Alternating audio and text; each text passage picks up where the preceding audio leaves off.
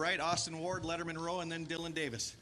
Ryan, are you tired of me asking about you winning with defense? Stop. I knew that was the first question you were going to ask. Yes, I'm okay with it. Where does maybe this defensive performance rank for you? I know it's early, it just happened, but from start to finish, that was about as good as maybe we've seen in your tenure here. And they shouldn't have been out there at the end of the game. You know, that was not their fault. I thought first off the crowd was tremendous. You know, Gene brought it up. I brought it up. When the shoe's rocking like that, it's difference maker. I thought our players fed off of it. You could tangibly see it on the field. They just fed off the crowd.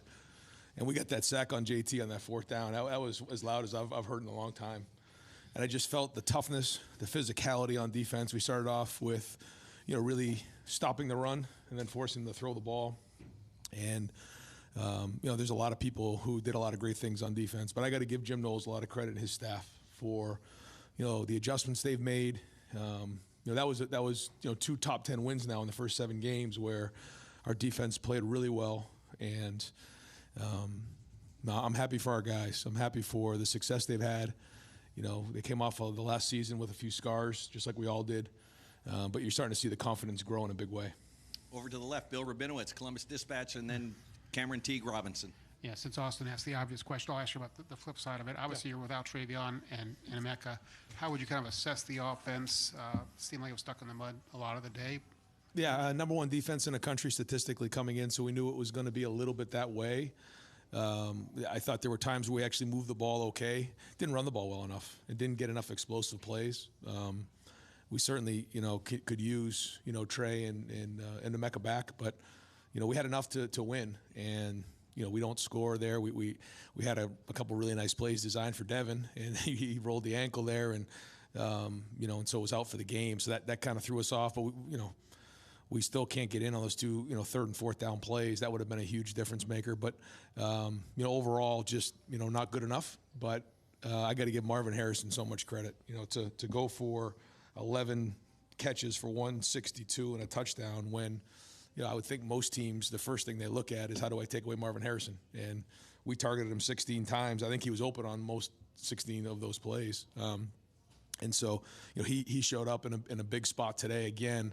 And, you know, I would argue to say, and I haven't seen everybody play across the country, that, you know, it's hard for me to find somebody who's better in the country, you know. So, you know, I don't know, you know, how he gets on these lists or doesn't get on these lists, but to me, he's one of the most special players in the country. Go for it on 4th and 2 there at the goal line. I just, you know, when you're on the 2-yard line like that, I mean, I just feel like we got to punch it in. And the way our defense was playing, if we were going to get stopped, I felt like that was 98 yards for them to go, if you're playing the numbers on it. Plus, we got to get on the 2-yard line. I mean, there's no excuse for that. And that's our expectation. 10 first downs for Marvin Harrison, too. Over to the right here, Dylan Davis. Is that right? Gazette. Yes. It was the same last year, too. Yeah. Wow. Kyle is now 1 on the road at Notre Dame, and he gets another top 10 win here at home. Over here. To your right. Gets another top 10 win at home here. I guess, how are you just seeing him grow up in front of your eyes in moments like this where obviously, you know, wins are wins, but moments like these kind of, you know, have added significance? You know, he took care of the ball. You know, there was the 1 sack fumble that was returned for a touchdown. So, you know, if it wasn't a hold there, you know, that would have been a whole different game. So we got to get rid of that stuff. It was a hold. I think that's why he double clutched it, but still. There were some really good things. He kept battling in there and, you know, did enough for us to win. But I know we're going to watch this film, and there's still going to be things that we need to grow on, and then things that we did well that we got to enhance. And, you know, we'll watch the film, and on Tuesday I'll have a better assessment of that to figure out if he graded out a champion or not. But, you know, I know we left a lot of plays on the field today on offense, and we didn't execute well enough in certain areas. Now, again, number 1 defense in the country, so you have to. It's all relative, so we'll look at it. And it was good enough to win, but certainly our defense put us in a great situation on offense to win. Far left, Cameron Teague Robinson, The Athletic, and then Max Olson. Ryan, coming into this game, you talked about Penn State's ability to just hold the ball, time and possession, and they methodically move down the field. They're 1 for 16 on 3rd down today. What does that say about this defense that they don't give up big plays and they get off the field on 3rd down? Yeah, we did. 1 for 16 is just tremendous, and then 1 for 3 on 3rd down. So I guess it's 2 of 19 for 3rd and 4th downs. Unbelievable job. You know, I think that was the combination of the rush and the coverage. I thought Jermaine Matthews played a big time game for a freshman, having to step up without having Denzel in there. That was big. I'll forget some guys because there was just a lot of great play on defense. But if we can play like this, then that's championship level defense. And if we can keep growing as a team, then we'll be tough to beat here down the road. Over to the right, Clay Hall, WSYX. I know it's 1-0 every Saturday is a goal, and it's a huge win. But in this era where you're always trying to angle for later on, it's a huge leg up in a lot of ways in the East. And Penn State had a win over Iowa. I mean, maybe that's not your thought today, but it could be down the road. Well, again, I'm sure there's a couple teams out there, maybe not, that have 2 top 10 victories right now on their resume. And I think the most encouraging thing, although it's like this back and forth, is, we come out of this game thinking that, we probably should have won the game by a few touchdowns at least. So I'm going to wait for that tomorrow. I'm going to enjoy this because it is, you have to find these moments to enjoy because this is a top 10 win. And if you said, you're going to beat Penn State today 20-12, where do I sign up? This is a good team coming in here, well coached. James does a great job. Manny does a great job on defense. Mike, as we know, does a great job on offense. And, they have good players, NFL players all over the field. So, like you said, the goal is to be 1-0. It doesn't always look pretty at times in these games. I think about the last few games that we've been in against, or not few, since I've been here, the games that we've been in against Penn State. It's like it's kind of ugly early on, and then everything kind of happens in the fourth quarter. I know, Jerry, you mentioned that last year. Like it was 16-14, and the final ended up 41-33 or whatever it was. So we knew we had to get this game into the fourth quarter. Tommy Eichenberg mentioned something in the locker room about how we have to be second half warriors, and if we want to take the next step as a team, we got to finish this thing off the right way. Really good leadership there. I thought Cade Stover's leadership was tremendous. Xavier Johnson had to step up with Emeka out again. I thought he did that. Leadership is important in big games like this. Another Marvin Harrison stat. He's the first player in Ohio State history to have 5 games of 160-plus receiving yards. David Boston had 4. Over to the left, Max Olson, the Athletic. Yeah, Ryan, over here. When you talk about Marvin being the best in the country, I'm curious, in big games, big weeks like this, what's his preparation like? What's his demeanor like today? Yeah, you can interview him and talk to him about his exact routine, but, people ask me, a couple of guys in this room when they're in the Woody during a Tuesday, Wednesday, or whenever they're in there, say, who's going to leave first, you or Marvin? I said, I don't know, but I always look before I leave to see. He's in there early in the morning.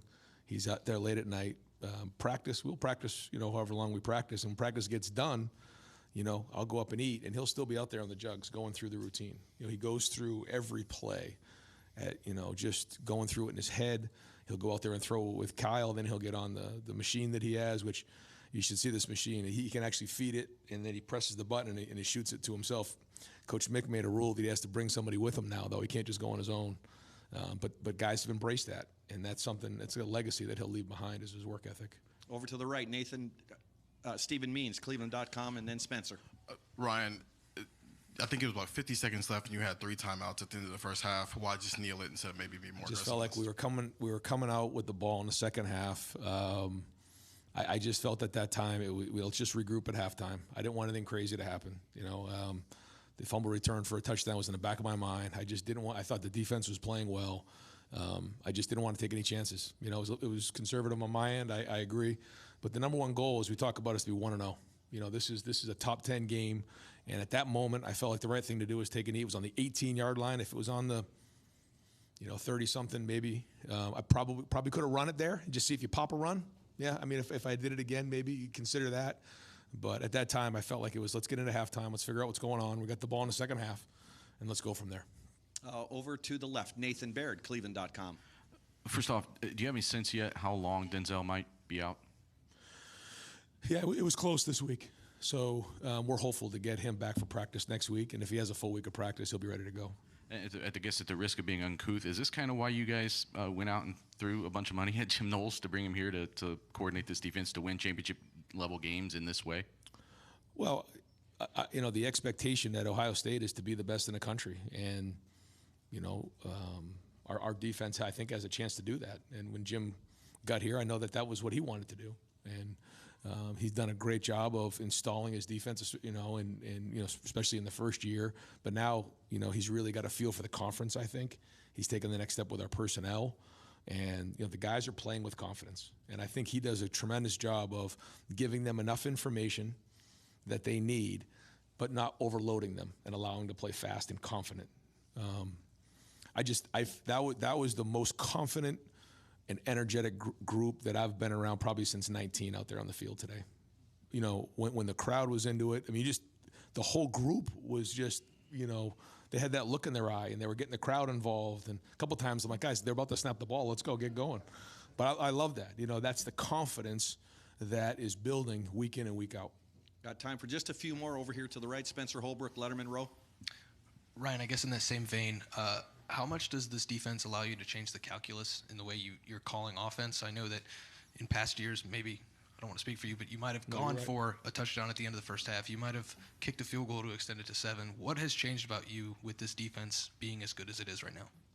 I just think in a game like this in particular, you have to do whatever you can to win the game.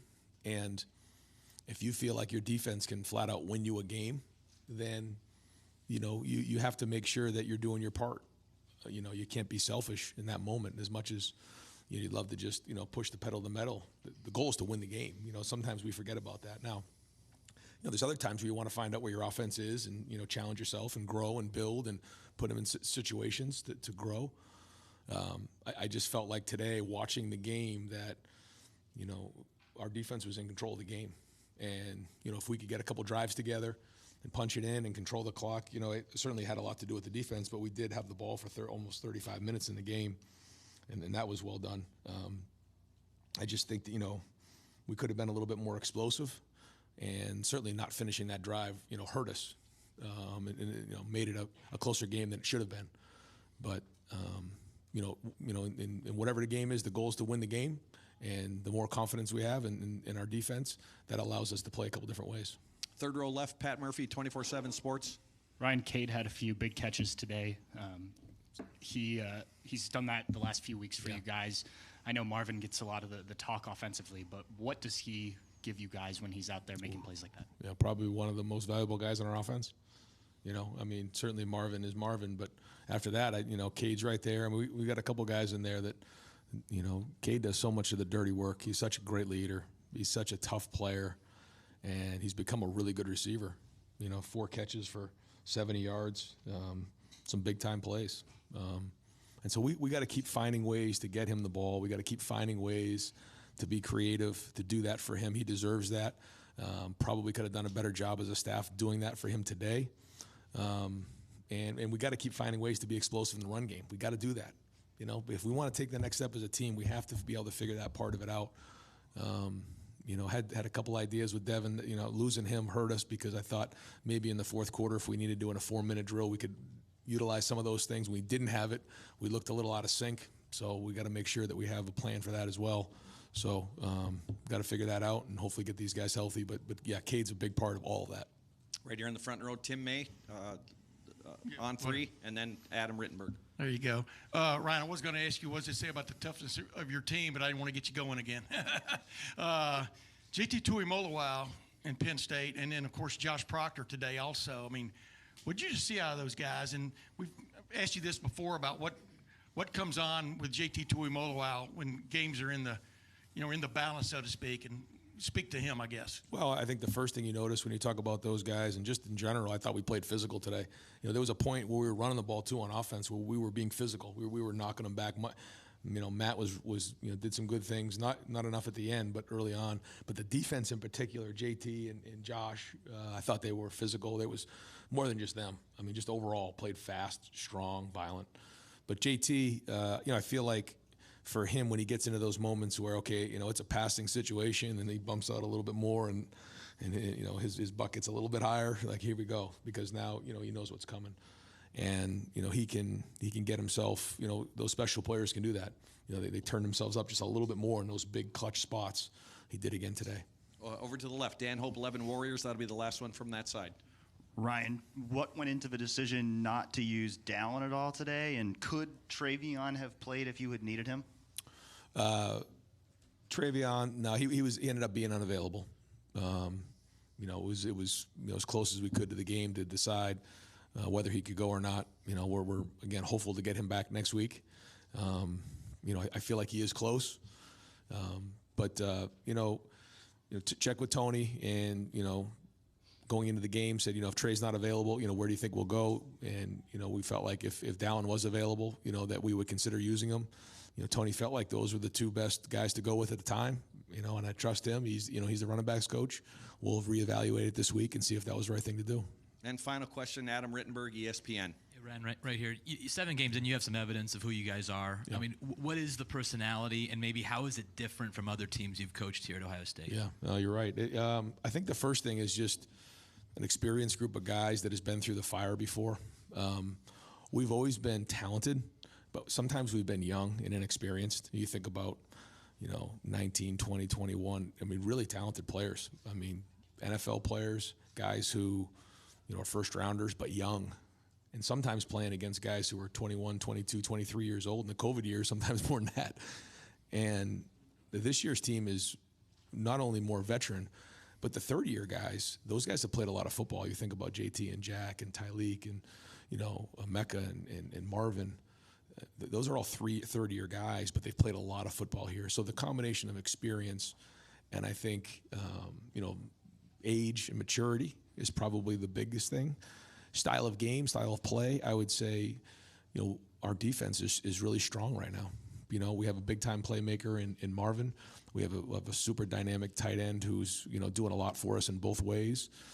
A quarterback who's growing. I think the biggest part of that is, hopefully getting, some of these guys healthy and continue to build the passing game a little bit more and the running game to be more explosive. If we can take that next step, we have a chance to be really good and reach our goals.